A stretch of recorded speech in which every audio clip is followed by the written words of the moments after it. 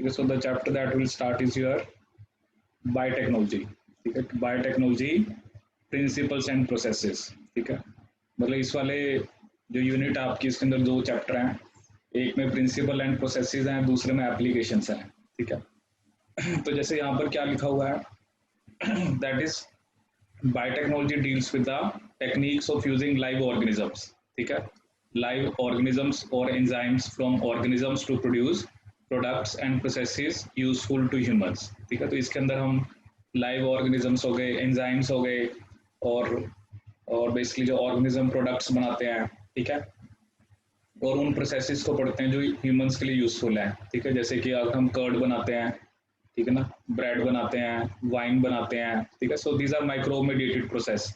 जैसे हमें पता है कि कर्ड के लिए आपको लैक्टोबैसिलस चाहिए, ब्रेड होगी उसके लिए सैक्रोमाइसिस एरियोसाई चाहिए, वाइन में अल्कोहल है उसके लिए आपको सैक्रोमाइसिस एरियोसाई चाहिए, ठीक है। तो ये सब चीज़ें इसमें हम पढ़ेंगे, ठीक है। सो which are all micro-mediated processes could also be thought as a form of biotechnology. However, it is used in a restricted sense today to refer to such of those processes which use genetically modified organisms to achieve the same on the larger scale, ठीक है। ठीक है, तो genetically modified organisms, आजकल हम क्या करते हैं ना, ऑर्गेनिजम्स को मॉडिफाई करते हैं, जीएमओ, ठीक है। इसको जो बेसिकली हम क्या बोल देते हैं आपको, जीएमओ, जेनेटिकली मॉडिफाइड ऑर्गेनिजम्स, ठीक है। जैसे अभी हम, जैसे मैं आपको भी एक एग्जांपल देता हूँ, वैसे हम ये बाद में पढ़ेंगे। जैसे इंसुलिन है, ठीक है ना, इंसुलिन हम बनाते हैं, ह्यूमन से होते हैं वो इंसुलिन बनाते हैं, और इंसुलिन का क्या रोल होता है, वो ग्लूकोज को ग्लाइकोजन में कन्वर्ट करता है, मतलब जो एक्सेस ब्लड में ग्लूकोज होते हैं उसको ग्लाइकोजन में कन्वर्ट कराता है, ठीक है। अब चलो ह्यूमंस तो इंसुलिन बनाते हैं, ठीक है, लेकिन जो बैक्टीरिया होता है वो इंसुलिन नहीं बनाता, ठीक है। जो बैक्टीरिया होता है वो इंसुलिन नहीं बनाता, ठीक है ना।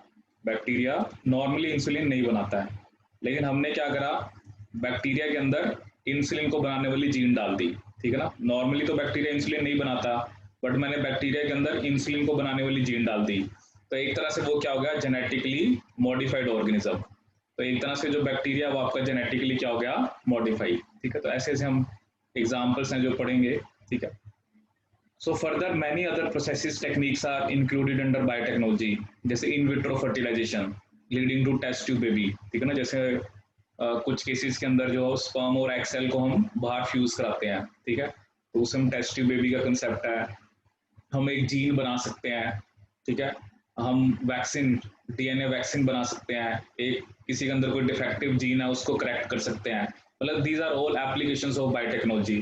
टेस्ट ट्यूब बेबी का कंसेप्ट हो गया, एक नया आपको जीन बनाना है, आर्टिफिशियली बनाना है, आपको कोई वैक्सीन बनानी है, ठीक है। ये फर्मेंटेशन जो होती हैं, इसके अलावा किसी जीन जो डिफेक्टिव है उसको आपने करेक्ट करना है, तो ये सब बायोटेक्नोलॉजी में आता है, ठीक है। सो मतलब एक तरह से आप ऐसा कह सकते हो कि जो भी एप्लीकेशन पार्ट है, क्योंकि एक तो हम जनरल बॉटनी जोलॉजी बोलते हैं कि बॉटनी में प्लांट्स को स्टडी करते हैं, जोलॉजी में एनिमल को स्टडी करते हैं, बट इसके अंदर basically we are like modifying DNA, हम डीएनए में कुछ चेंजेस कर रहे हैं, या जो भी we are like we want to do something new, ठीक है। तो जैसे वैक्सीन बनानी है, तो वो सब बायोटेक्नोलॉजी का पार्ट है। So according to the European Federation of biotechnology, उन्होंने डेफिनेशन दिया है जिसमें ट्रेडिशनल व्यू भी है और मॉडर्न मॉलिक्यूलर बायोटेक्नोलॉजी भी है। तो उनकी डेफिनेशन क्या है, the integration of natural science and organism cells parts there of and molecular analogs for products and services, ठीक है। That is just a definition they give कि हम जो नेचुरल चीजें हैं उसी में कुछ ना कुछ मॉडिफाई करते हैं और उससे हम कुछ नया बनाते हैं, ठीक है। सो इसके बाद जैसे इसमें क्या उसने एक्सप्लेन किया हुआ आपका प्रिंसिपल्स ऑफ बायोटेक्नोलॉजी, ठीक है। सो यहाँ पर जैसे उसने दो बात करी है, among many the two core techniques, मतलब कौन सी ऐसी दो कोर टेक्निक है जिससे हमारी मॉडर्न बायोटेक्नोलॉजी का बर्थ हुआ है। पहला है जेनेटिक इंजीनियरिंग, ठीक है, techniques to alter the chemistry of genetic material. अब हमें पता है जेनेटिक मटेरियल या तो डीएनए होता है, आरएनए होता है, उसमें हम चेंज करते हैं और फिर उसको हम होस्ट ऑर्गेनिज्म के अंदर डालते हैं एंड दस change the phenotype of the host organism, ठीक है। तो बेसिकली होस्ट ऑर्गेनिज्म मतलब वो है जिसके अंदर आपने जीन डालना है, और पहले उसके अंदर वो जीन नहीं है, अब आप उसके अंदर वो जीन डालोगे तो आपको इफेक्ट दिखेगा। जैसे मैंने सिंपल एग्जांपल दिया, ई कोलाई के अंदर इंसुलिन को बनाने वाली जीन नहीं है, ठीक है, तो आप उसके अंदर एक इंसुलिन को बनाने वाली जीन डाल रहे हो, अब वो इंसुलिन बना रहा है, ठीक है, तो एक तरह से इफेक्ट दिखता है, ठीक है ना, जो भी जीन आप डाल रहे हो उसका इफेक्ट दिखता है, ठीक है। दूसरा एस्पेक्ट उसने क्या लिया आपका, that is bio process engineering, ठीक है। देखो बायो प्रोसेस इंजीनियरिंग का क्या मतलब है, ठीक है, जैसे मैं आपको ये थोड़ा सा एक एग्जांपल के थ्रू बताता हूँ।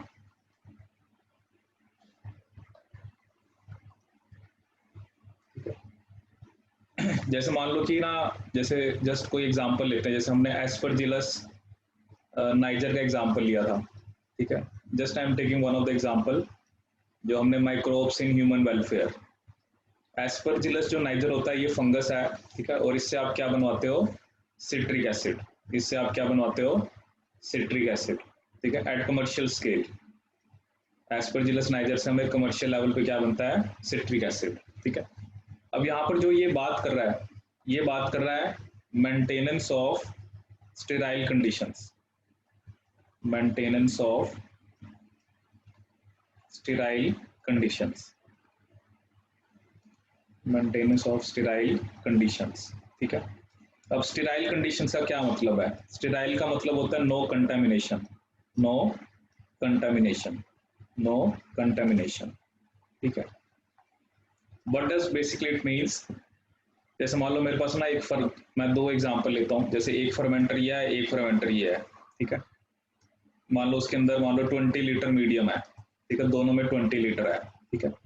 अब एक में तो सिर्फ एस्परजिलस ओडाइजे है, सॉरी एस्परजिलस नाइजर का यहाँ पे हमने एग्जांपल लिया है, एक में तो सिर्फ क्या है, एस्परजिलस नाइजर, ठीक है, तो कोई कंटामिनेशन नहीं है, तो ऑब्वियसली आपका सिर्फ वो सिट्रिक एसिड ही बनाएगा। लेकिन एक में एस्परजिलस नाइजर तो है, बट उसके साथ मान लो कोई और भी है, मान लो हमने कहते हैं ई कोलाई है, या कोई और बैक्टीरिया है, कोई और फंगस, कुछ भी हो सकता है, तो ऑब्वियसली इस केस में ऑब्वियसली आपका सिट्रिक एसिड ज्यादा बनेगा, जिस केस में सिर्फ एस्परजिलस नाइजर है, क्योंकि वो ग्रो करेगा, वो सिट्रिक एसिड बनाएगा।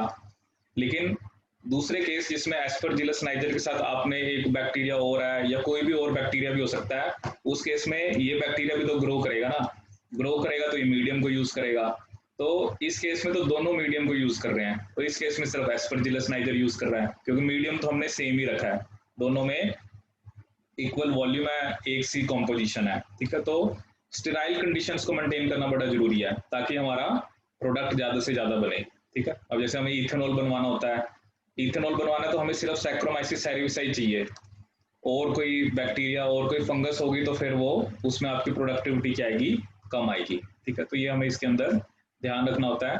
एक तो obviously we are modifying the gene, ठीक है, जैसे होता है ना कोई भी डीएनए है उसका मॉडिफाई कर सकते हो, उसमें चाहे म्यूटेशन कर दो, म्यूटेशंस की हमने बात करी थी, कुछ उसमें आपने चेंज लेके आना है। और दूसरा एस्पेक्ट यहाँ पर हम क्या करें, स्टेराइल कंडीशन, स्टेराइल कंडीशंस होंगी तभी आपका प्रोडक्ट जो है वो ज्यादा बनेगा, ठीक है।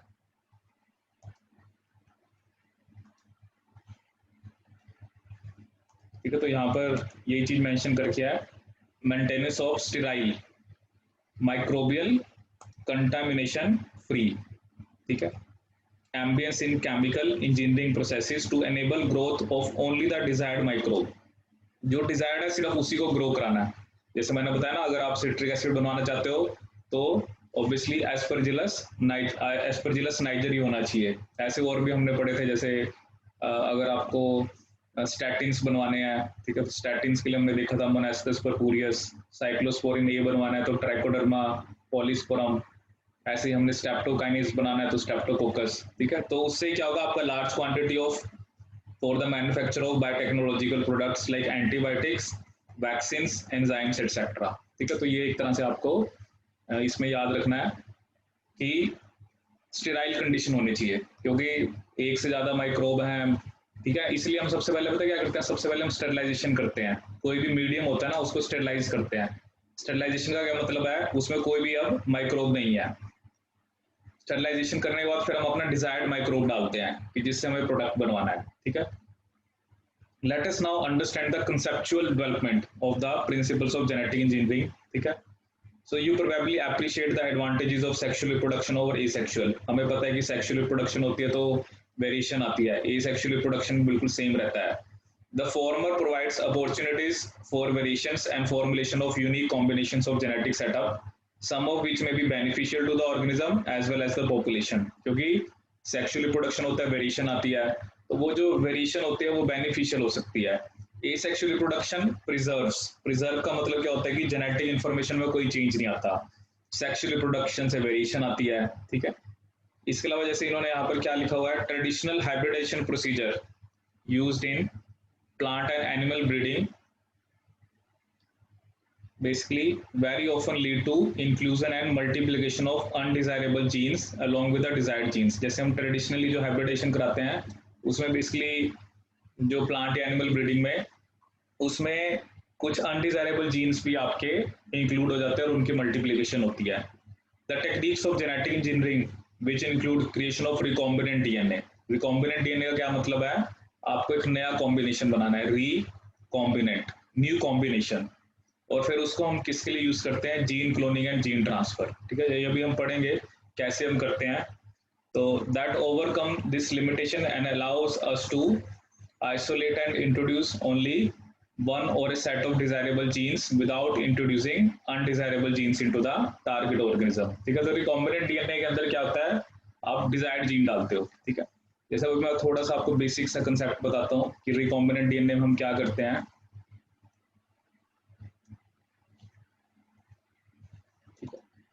जैसे क्या होता है हमारे पास ना, वैसे मान लो कि ये आपके पास एक जीन ऑफ इंटरेस्ट है, जस्ट एग्जांपल ले रहे हैं, ये एक जीन ऑफ इंटरेस्ट है, ठीक है। इसको आपने बैक्टीरिया में डालना है, ठीक है। जैसे मान लो ये आपके पास एक बैक्टीरिया है, this is one of the bacteria that you have, ठीक है। ये जीन बैक्टीरिया में नहीं है, ठीक है। तो हम सीधा नहीं डालते, क्योंकि सीधा डालने से क्या होता है, बैक्टीरिया इसको डिग्रेड कर देगा। ये मेरा जीन ऑफ इंटरेस्ट है, ठीक है। हमारे पास क्या होता है ना, एक वेक्टर होता है। वेक्टर बेसिकली क्या होता है, जो इस जीन ऑफ इंटरेस्ट को कैरी करेगा, ठीक है। जैसे मान लो मेरे पास ये एक वेक्टर है, दिस इज ए वेक्टर, ठीक है। तो वेक्टर, वेक्टर का मतलब ही क्या होता है, विच कैन कैरी समथिंग, ठीक है। अभी जैसे वेक्टर है, अब हम क्या करते हैं, वेक्टर को कट कराते हैं, जैसे यहाँ से कट कराया तो ये पार्ट की जगह आपका ये जीन ऑफ इंटरेस्ट जाके लग जाएगा, ठीक है। तो एक तरह से क्या बन गया, ये वेक्टर्स को भी हम पढ़ेंगे डिटेल में, अभी जस्ट मैं आपको बेसिक आइडिया दे रहा हूँ। ये वेक्टर के अंदर मैंने जीन ऑफ इंटरेस्ट डाल दिया, ठीक है। अब इस वेक्टर को आप किसमें डाल दो, बैक्टीरिया में, ठीक है। मतलब जो आपका जीन ऑफ इंटरेस्ट है, ठीक है, वो आप उसको एज सच नहीं डालते। अब जैसे मान लो ये तो एक पर्टिकुलर मॉलिक्यूल है, अभी हम पढ़ेंगे प्लाज्मिड्स होते हैं, जैसे प्लाज्मिड होता है, प्लाज्मिड इज ए वेक्टर, ठीक है। सो it is something may be natural, plasmids natural होते हैं, ठीक है। और लेकिन हमने कुछ फिर आर्टिफिशियल भी बना रखे हैं। अब ये प्लाज्मिड है, अब ये चलो जैसा है, अब इसके अंदर मैंने एक अपना जीन ऑफ इंटरेस्ट डाल दिया, तो ये क्या बन गया, एक तरह से रिकॉम्बिनेंट बन गया, क्योंकि ये कॉम्बिनेशन मैंने खुद से बनाया है, ठीक है ना। प्लाज्मिड्स भी हैं, अभी हम पढ़ेंगे, बहुत सारे प्लाज्मिड्स हमने बना रखे हैं, बट बेसिकली उन प्लाज्मिड का कंसेप्ट होता है, इट इज ए वेक्टर, उसके अंदर आप अपना डीएनए ऑफ इंटरेस्ट डाल सकते हो, मतलब ठीक है। मतलब जीन ऑफ इंटरेस्ट को आपने एज सच नहीं डालना बैक्टीरिया के अंदर, आपको पहले उसको वेक्टर में डालना है और वेक्टर को फिर किस में डालना है, बैक्टीरिया में। वो भी हम पढ़ेंगे कि वेक्टर के अंदर ऐसी क्या बेसिकली उसके अंदर जो क्या बेसिकली फीचर्स होते हैं कि वेक्टर जो होता है उसको हम डालते हैं, सीधा डीएनए क्यों नहीं डालते, ठीक है। तो अभी हम पढ़ेंगे वेक्टर के फीचर्स के बारे में भी, ठीक है। ठीक है, तो यहाँ पर हमने ये पढ़ लिया था आपका कि this overcome this limitation and allows us to isolate and introduce only one or set of genes without introducing undesirable genes into the target organism, ठीक है। अब जैसे इसने यहाँ पर क्या लिखा है, did you know the likely fate of the piece of DNA। आपने चलो बाहर से कोई डीएनए डाल दिया, क्योंकि उसके लिए तो वो एलियन है, which is somehow transferred into alien organism, क्योंकि डीएनए आपने एक ऑर्गेनिज्म में डाल दिया। Most likely this piece of DNA would not be able to multiply itself in the progeny cells of the organism, ठीक है। जैसे मैंने अभी आपको बताया ना, जैसे ये एक डीएनए है, आप इसको डालोगे, ये खुद से मल्टीप्लाई नहीं कर सकता, ठीक है। But when it gets integrated into the genome of the recipient, it may multiply and be inherited along with the host DNA, ठीक है। This is because the alien piece of DNA has become part of chromosome which has the ability to replicate in a chromosome there is a specific DNA sequence called origin of replication, ठीक है, ये हमने पढ़ा भी था जब हमने replication पढ़ी थी कि डीएनए के अंदर एक ओरिजिन ऑफ रेप्लिकेशन होता है जो रेप्लिकेशन को इनिशिएट कराता है, ठीक है। जैसे यहाँ पर ना दो चीजों की बात कर रहा है, जैसे मान लो ये एक बैक्टीरिया, ठीक है, ये बैक्टीरिया का डीएनए है, ठीक है। अगर जैसे मान लो मैं दो एक ये सेम बैक्टीरिया उसमें भी डीएनए है, ठीक है, मान लो ये मेरा फॉरेन डीएनए है, ठीक है। अगर तो फॉरेन डीएनए इसके अंदर जाके लग गया होस्ट सेल के, तब तो उसका पार्ट ही बन गया। तो जब होस्ट का डीएनए रेप्लिकेट करेगा तो ये बाहर वाला डीएनए भी रेप्लिकेट करेगा। लेकिन अगर वो ऐसा सच ही रहा तो वो खुद से रेप्लिकेट नहीं कर सकता, ठीक है, क्योंकि वो क्रोमोसोम का पार्ट नहीं बना, क्योंकि क्रोमोसोम्स में तो ओरिजिन ऑफ रेप्लिकेशन होता ही है, ये लिखा ना इसने, alien piece of DNA has become a part of chromosome which has the ability to replicate. In a chromosome there is a specific DNA sequence called the origin of replication which is responsible for initiating replication, ठीक है। Therefore for the multiplication of any alien piece of DNA in organism it needs to be part of chromosome which has a specific sequence known as origin of replication। मतलब जो alien DNA है अगर वो आपका link हो गया chromosome के साथ, ठीक है, तो बेसिकली फिर वो रेप्लिकेट करेगा। So alien piece of DNA can replicate and multiply itself in the host organism. This can be called as cloning और making multiple identical copies of the template DNA, ठीक है। ये अभी हम देखेंगे क्या होता है। जैसे आपने तो एक ही कॉपी डाली, लेकिन बैक्टीरिया ने उसकी बहुत सारी क्या बना दी, कॉपी, बैक्टीरिया ने उसकी बहुत सारी कॉपी बना दी, उसे बोलते हैं क्लोनिंग, ठीक है, उसे हम क्या बोलते हैं, क्लोनिंग, ठीक है। So let us now focus on the first instance of the construction of artificial recombinant DNA molecule. The construction of first recombinant DNA emerged from the possibility of linking a gene encoding antibiotic resistance with a native plasmid, ठीक है। Plasmid आपका क्या होता है, autonomously replicating circular extra chromosomal DNA, ठीक है। तो ये मैं आपको थोड़ा सा बताता हूँ इसके बारे में कि प्लाज्मिड क्या होता है, और उसके अंदर हमने एंटीबायोटिक रेजिस्टेंस वाली जीन डाली, ठीक है। ये थोड़ा सा मैं आपको एक्सप्लेन करता हूँ, ठीक है। इसको थोड़ा आप ध्यान से सुनना क्या करते हैं इस चीज में हम, ठीक है। जैसे मान लो आपके पास ये एक प्लाज्मिड है, प्लाज्मिड वैसे नेचुरली होते हैं बैक्टीरिया में, ठीक है। जैसे ये एक प्लाज्मिड है और आर्टिफिशियली भी हमने बना रखे हैं, ये एक प्लाज्मिड आपके पास, ठीक है, दिस इज ए प्लाज्मिड, ठीक है। बट इसके अंदर कोई एंटीबायोटिक रेजिस्टेंस जीन नहीं है, ठीक है। मैंने क्या करा इसके अंदर, जैसे मान लो मेरे पास एक जीन है, ठीक है, ये जीन रेजिस्टेंस देती है किसके लिए, मान लो टेट्रासाइक्लिन के लिए, टेट्रासाइक्लिन रेजिस्टेंस, ठीक है। ये नॉर्मल प्लाज्मिड है, उसके अंदर हमने ये जीन डालनी है, ठीक है। तो जैसे मान लो हमारे पास ये डीएनए था, इसके अंदर हमने एंटीबायोटिक रेजिस्टेंस वाली जीन डाल दी, ठीक है। This is recombinant DNA molecule, पहले उसमें नहीं था, अब उसके अंदर टेट्रासाइक्लिन क्या आ गया, रेजिस्टेंस, ठीक है। This is something we have created artificially, ठीक है। अब जैसे मान लो आपके पास एक बैक्टीरिया है, जैसे तीन सेम बैक्टीरिया है, तीन केस लेके चल रहे हैं, एक में तो चलो तीनों में अपना डीएनए तो है ही सी, ठीक है, तीनों में अपना डीएनए है, एक में प्लाज्मिड नहीं है, इसमें प्लाज्मिड नहीं है, तो टेट्रासाइक्लिन इसको मार देगी, टेट्रासाइक्लिन की प्रेजेंस में एक मर जाएगा, क्योंकि इसमें टेट्रासाइक्लिन रेजिस्टेंस नहीं है। एक में ये वाला प्लाज्मिड है जो नॉर्मल है, इसमें भी टेट्रासाइक्लिन रेजिस्टेंस वाली जीन नहीं है, तो ये बैक्टीरिया भी किल हो जाएगा टेट्रासाइक्लिन की प्रेजेंस में। लेकिन जिसके अंदर आपने रेजिस्टेंस वाली जीन डाली है, जैसे मान लो ये आपने इसके अंदर टेट्रासाइक्लिन रेजिस्टेंस वाली जीन डाली है, इस बैक्टीरिया को अगर आप टेट्रासाइक्लिन दोगे तो ये सर्वाइव कर जाएगा, ये क्या कर जाएगा आपका, सर्वाइव, ठीक है, ये क्या कर जाएगा आपका, सर्वाइव। तो एक तरह से हमने आर्टिफिशियली एक ऐसा डीएनए बनाया ताकि उसमें एक टेट्रासाइक्लिन रेजिस्टेंस वाली जीन डाली। अभी हम पढ़ेंगे बहुत सारे हमने वेक्टर डिजाइन कर रखे हैं, अलग अलग मोटिव होते हैं, कईयों में एक एंटीबायोटिक का रेजिस्टेंस है, कईयों में 2 भी हो सकता है, कईयों में भी 3 भी हो सकता है, ठीक है। So this is something we have created artificially.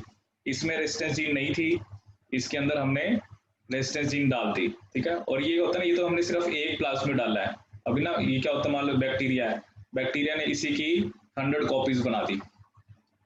अलग अलग टाइप के ना प्लाज्मिड होते हैं, कईयों का कॉपी नंबर ज्यादा होता है, कईयों का कॉपी नंबर कम होता है। जैसे आपने एक प्लाज्मिड डाला, बैक्टीरिया ने उसकी 100 कॉपी बना दी, जिसको क्या बोलेंगे क्लोनिंग, क्योंकि 100 कॉपी इस पूरे की बनी है।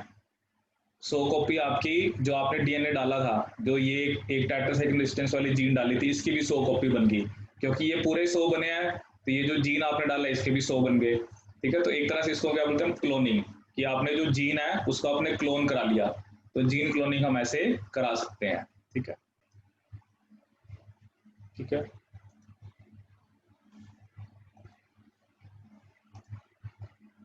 तो यहाँ पर जैसे बेसिकली ये लिखा हुआ है कि प्लाज्मिड, प्लाज्मिड के अंदर हमने एंटीबायोटिक रेजिस्टेंस वाली जीन को क्या करा, लिंक करा, और वो कौन से बैक्टीरिया की थी, सैल्मोनेला टाइफिम्यूरियम। ठीक है, यहाँ पर जैसे दो साइंटिस्ट के नाम बता रखे हैं, Stanley Cohen and Herbert Boyer. ठीक है, ये दो साइंटिस्ट का नाम बताए हुए हैं। They accomplished this in 1972 by isolating the antibiotic resistance gene by cutting out a piece of DNA from a plasmid which was responsible for conferring antibiotic resistance। ठीक है, तो वो स्पेसिफिक लोकेशंस होती हैं जहां पर हम डीएनए को कट करते हैं। ठीक है, और वो जो एंजाइम्स आते हैं उनको बोलते हैं रेस्ट्रिक्शन एंजाइम्स। ठीक है, दीज आर मॉलिक्यूलर सीजर्स, उनको क्या बोलते हैं, मॉलिक्यूलर सीजर्स। ठीक है, so molecular scissors are your restriction enzymes. वो क्या करते हैं, they cut piece of DNA, जो भी कट पीस होता है उसको हम प्लाज्मिड डीएनए के साथ लिंक करा देते हैं। प्लाज्मिड डीएनए किसकी तरह एक्ट करता है, वेक्टर की तरह। वेक्टर क्या होता है, जो किसी चीज को कैरी करता है। जैसे if you remember malaria, malaria में फीमेल एनाफिलीज थी जो कि प्लाज्मोडियम को कैरी करती है, प्लाज्मोडियम को ह्यूमन बॉडी में लेके जाती है। इस तरह से vector is something to which we attach piece of DNA and then we will transfer that DNA into the host cell. Okay, so you probably know that mosquito act as a insect vector to transfer malarial parasite into the human beings। ठीक है, ये जो हमने malaria में पढ़ा था, ठीक है, मलेरिया पढ़ा था जो कौन करता है, आपका Plasmodium falciparum। In the same way, a plasmid can be used as a vector to deliver an alien piece of DNA into the host organism। The linking of antibiotic resistance gene with the plasmid vector became possible with the enzyme DNA ligase, which act on cut DNA molecules and joins their ends। ठीक है, अभी दो enzyme हम पढ़ेंगे। Cut कौन कराता है, restriction endonuclease, restriction endonuclease, और जो ज्वाइनिंग है वो कौन कराता है, आपका लाइगेज। ज्वाइनिंग किसने करानी है, लाइगेज ने। So this makes a new combination of circular autonomously replicating DNA created in vitro and is known as recombinant DNA. When the DNA is transferred into E. coli, that is a bacteria closely related to Salmonella, it could replicate using the new host polymerase enzyme and make multiple copies। जैसे आपने plasmid तो Salmonella से लिया था, वो कह रहा है जो हमने नया डीएनए बनाया है उसको हमने ई कोलाई में डाल दिया, तो ई कोलाई के पॉलीमरेज को यूज करके वो कॉपीज बनाएगा। ठीक है ना, ये हमने पढ़ा है डीएनए रेप्लिकेशन में आपको डीएनए पॉलीमरेज चाहिए होता है। मैंने आपको बताया ना, आपने तो सिर्फ एक डीएनए का मॉलिक्यूल डाला है, बट वो उसकी मल्टीपल कॉपीज बना देगा। ठीक है, it could replicate using the new host DNA polymerase enzyme and make multiple copies. The ability to multiply copies of antibiotic resistant gene को हम क्या बोलते हैं, cloning of antibiotic resistant gene in E coli. मैंने बताया ना, आपने तो सिर्फ एक कॉपी ली थी, अब ई कोलाई के अंदर डाल के आपने उसकी 100 कॉपी बना दी, तो उसको हम क्या बोलते हैं, क्लोनिंग। ठीक है, so you can hence infer that there are 3 basic steps. पहले तो आपको उस डीएनए को आइडेंटिफाई करना है जिसमें डिजायरेबल जीन है।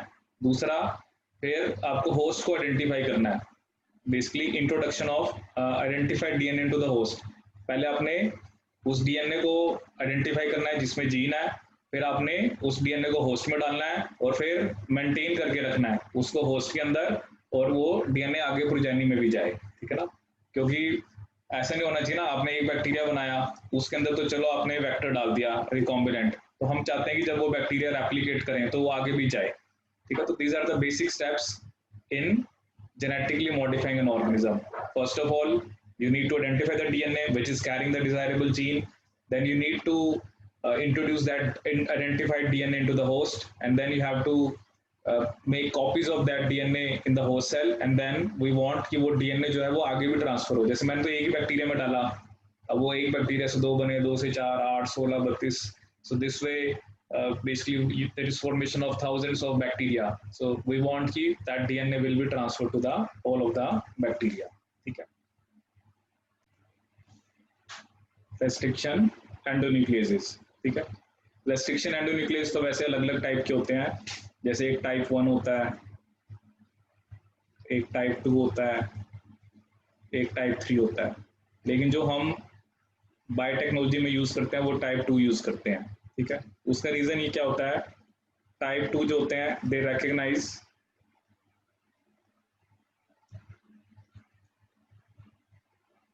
specific sequence, they recognize specific sequence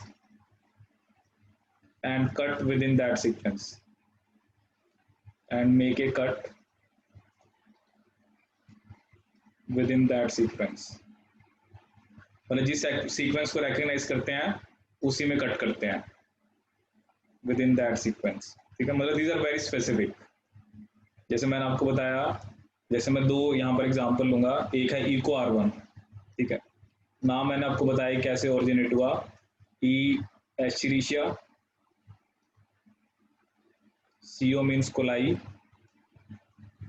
R का मतलब है एक्सप्लेन होती है R/13 और 1 का मतलब है इसको हमने सबसे पहले आइसोलेट किया था. ठीक है. इसका जो रिकॉग्निशन सीक्वेंस है वो है GAATTC, तो ये इसको रिकॉग्नाइज करता है GATTC. ठीक है. और ये बेसिकली कट कहाँ पे करता है, आपका G और A के बीच में. ठीक है. अब ये इसने ना सेंटर में कट नहीं करा, जैसे सेंटर तो ये होगा, तो इसने साइड में कट किया है, तो इससे जो एंड्स बनते हैं वो बनते हैं स्टिकी एंड्स. Sticky ends. ठीक है. क्योंकि जैसे होगा ना, एक तरफ तो आपका G हो गया, तो उसके बाद जैसे एक तरफ तो C T T A. ठीक है. ऐसे इधर G है, उधर ऊपर क्या होगा C T T A. तो एक तरह से ये ओवरहैंग्स हैं, स्टिकी एंड्स बनते हैं. ऐसे एक और होता है इको R5, ये आया था नीट के अंदर ना, अब जैसे ये आउट ऑफ सिलेबस आया था वैसे तो. एक ना इको R5 होता है, क्वेश्चन आता है कि इनमें से कौन सा ब्लंट एंड बनाता है. तो जो इको R5 है वो जिस सीक्वेंस को रिकॉग्नाइज करता है वो होता है GATATC. तो यहाँ पर क्या होगा CTA और TAG. मतलब एक बात तो आपने क्या ध्यान रखनी है, रेस्ट्रिक्शन एंजाइम्स पैलिंड्रोमिक सीक्वेंस को रिकॉग्नाइज करते हैं. किसको करते हैं, जो टाइप 2 है specifically recognize palindromic sequence. Palindromic sequence का क्या मतलब होता है, जिसमें आपकी दोनों पैरेलल सिमेट्री होती है कि अगर एक डायरेक्शन में रीड करें, जैसे वैसे तो 5' to 3' ये होता है और इधर 5 to 3 होता है, रीड दोनों को 5 to 3 करना है, तो एक स्टैंड में भी वही है दूसरे में भी वही है, तो रिकॉग्नाइज पैलिंड्रोमिक सीक्वेंस. ये जो इको R5 है ये बिल्कुल सेंटर में कट करता है यहाँ पर. तो ये कैसे एंड्स बनाता है, ब्लंट एंड्स. ये नीट में आया था आपका, तो उसमें था कि इनमें से कौन सा ब्लंट एंड बनाता है, तो आंसर क्या था, इको R5.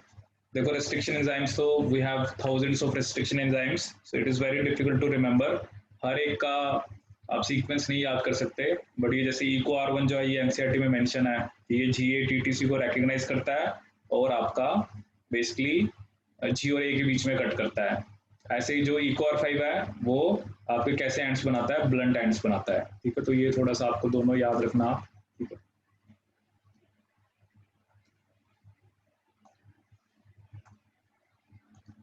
ठीक है. अभी पढ़ते हैं इसके बारे में क्या होता है. तो रेस्ट्रिक्शन एंजाइम्स आपके स्पेसिफिकली जिस सीक्वेंस को रिकॉग्नाइज करते हैं वहीं पे उसी में कट करते हैं. ठीक है. जैसे यहाँ पर लिखा हुआ है, in the year 1963 2 enzymes responsible for restricting the growth of bacteriophage in E. coli. जैसे मान लो क्या हो ना, बैक्टीरियोफाज वो वायरस होते हैं जो बैक्टीरिया को इन्फेक्ट करते हैं. बैक्टीरिया तो गया वायरस तो गया बैक्टीरिया के अंदर, बट बैक्टीरिया ने वायरस को ग्रो नहीं करने दिया. ठीक है. तो बेसिकली उसने क्या देखा कि जो रिस्ट्रिक्शन एंजाइम है वो मिथाइल ग्रुप ऐड कर देते हैं. ठीक है ना, कि basically there has to be something ना, कि कैसे बैक्टीरिया वायरस को ग्रो नहीं करने दे रहा है. एक एंजाइम वो होता है जो मिथाइलेशन कर देता है, दूसरा डीएनए को कट कर देता है. अब वायरस का डीएनए ही कट हो गया तो फिर ऑब्वियसली वायरस अपने आप को अपनी कॉपीज नहीं बना पाएगा. तो जो डीएनए को कट करता है उसे हम क्या बोलते हैं, रिस्ट्रिक्शन एंडोन्यूक्लियस। सो जो पहला रिस्ट्रिक्शन एंडोन्यूक्लियस था हिंड 2, ठीक है, जैसे हीमोफिलस इन्फ्लुएंजा वहां से डिस्कवर हुआ, उस functioning depending on A specific DNA nucleotide sequence. हमने देखा कि हिंड 2 एक स्पेसिफिक सीक्वेंस को बेसिकली रिकॉग्नाइज करता है, ठीक है, और एक जगह कट करता है। It was found that Hind 2 always cut DNA molecules at a particular point by recognizing a 6 base pair. जैसे अभी बताया ना आपको, इको R1 और इको R5 6 बेस पेयर वाले सीक्वेंस को रिकॉग्नाइज करते हैं, ऐसे हिंड 2 भी 6 वाले को करता है, ऐसे 4 वाले भी होते हैं, 8 वाले भी होते हैं। This specific base sequence is known as a recognition sequence.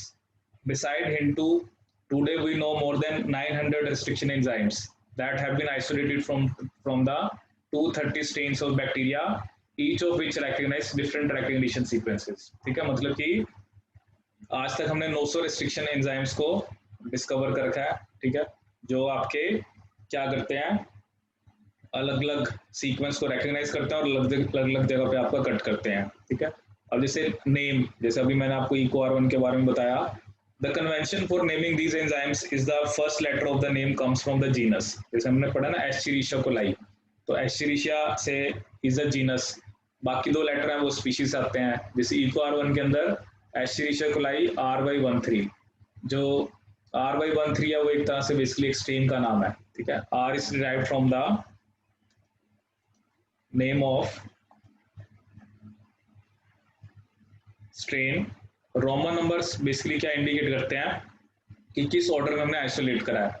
जैसे हमने इको R1 है वो सबसे पहले आइसोलेट हुआ, इको R2 उसके बाद हुआ, इको R3 उसके बाद हुआ, ऐसे इको R5 हमने पढ़ा। रेस्ट्रिक्शन एंजाइम्स की 2 क्लासेस होती हैं, एक होता है एक्सो, एक होता है एंडो, ठीक है। जैसे मान लो कोई भी आपके पास डीएनए है, जैसे मान लो ये डीएनए है, एक्सो जो होता है वो एंड्स पे कट करता है। एक्सो कहाँ पे कट करता है, एंड्स के ऊपर, जैसे यहाँ पे कट करना है। एक्सो नाम से पता लग रहा है, एक्सो एंड्स पे कट करता है, it removes nucleotides from the ends of the DNA, whereas जो एंडोन्यूक्लियस होता है वो बीच में कट करता है, ठीक है। Each restriction endonuclease function by inspecting the length of the DNA sequence that I told you. Different restriction enzymes recognize different sequences, ठीक है। First of all, they will recognize a sequence and then they will make a cut, ठीक है। Each of the 2 strands, दोनों strands में cut करता है at specific points in their sugar phosphate backbones, ठीक है। तो हर एक जो restriction enzyme होता है वो किसको recognize करता है, palindromic sequence को, ठीक है। जैसे अभी मैंने आपको बताया कि palindromic sequence वो होता है जिसमें 2-fold सिमेट्री होती है, ठीक है, जैसे यहाँ पे अब दिखा रखा है। अब बेसिकली क्या होता है ना, मैंने आपको बताया था वेक्टर के अंदर हम फॉरेन डीएनए डालते हैं, ठीक है, तो एंजाइम दोनों को आपने सेम से कट कराना है। जैसे वेक्टर डीएनए को भी इको R1 से कट कराना है और फॉरेन डीएनए को भी इको R1 से कट कराना है, ठीक है। दोनों को कट करा दिया, दोनों में स्टिकी एंड्स बन गए और दोनों को फिर हमने लाइगेट करा दिया, ठीक है। तो लाइगेशन के बाद क्या बन गया आपका, रिकॉम्बिनेंट डीएनए, ठीक है। So there is one example they have given just to illustrate what is palindrome. So palindromic sequence is something basically जो आप फॉरवर्ड या बैकवर्ड रीड करो सेम होता है। जैसे Malayalam is a word they have written Malayalam, if you read it like, अगर आप यहाँ से रीड करोगे तब भी मलयालम है, ऐसे रीड करोगे तब भी मलयालम है, ठीक है। सो पैलिंड्रोमिक सीक्वेंस इज समथिंग जिसको हम दोनों डायरेक्शन में जो सेम रीड करता है, ठीक है। सो डीएनए के अंदर तो ऑब्वियसली 2 स्टैंड होते हैं, ठीक है, क्योंकि डीएनए तो आपका डबल स्टैंडर्ड है। So the sequence of base pairs that read same on the 2 strands when orientation of reading is kept the same, ठीक है। orientation of reading is kept the same का क्या मतलब है, जैसे मान लो अगर ये 5 प्राइम टू 3 प्राइम रीड कर रहे हो तो इसको भी 5 प्राइम टू 3 प्राइम में रीड करना है, ठीक है। तो this is also true for 3 to 5। अगर आप इसको 3 to 5 कर रहे हो CTTAG तो ये भी CTTAG means when you are reading the sequences you need to read both of them in the same direction। अगर एक को 5 to 3 कर रहे हो तो दूसरे को भी 5 to 3 करना है, एक को 3 to 5 कर रहे हो तो दूसरे को भी 3 to 5 करना है, ठीक है। So restriction enzymes cut the strand of DNA a little away from the center of the palindromic sites but between the 2 bases on the opposite strands, ठीक है। This leaves single stranded portion at the ends, ठीक है। और ये जो overhanging structures होते हैं इसे हम क्या बोलते हैं, आपके स्टिकी एंड्स। जैसे 2 टाइप के एंड्स बताए, एक स्टिकी होते हैं, एक ब्लंट होते हैं। स्टिकी वो होता है जब वो सेंटर से अवे कट करता है, अगर बिल्कुल सेंटर में कट करता है तो वो आपके ब्लंट एंड्स होते हैं, ठीक है। So these are named so because they form hydrogen bond, क्योंकि होता है ना, हमें पता है कि A और T के बीच में डबल हाइड्रोजन बॉन्ड होता है, G और C के बीच में ट्रिपल हाइड्रोजन बॉन्ड होता है, ठीक है।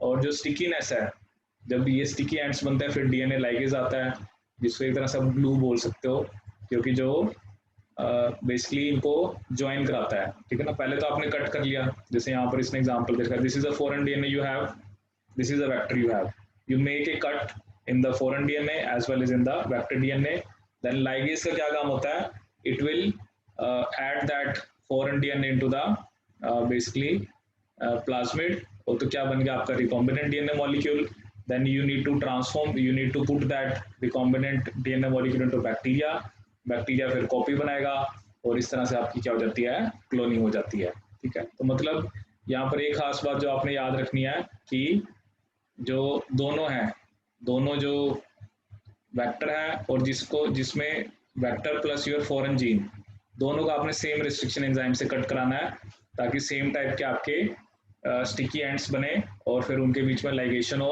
और आपका रिकॉम्बिनेंट डीएनए मॉलिक्यूल बन जाए।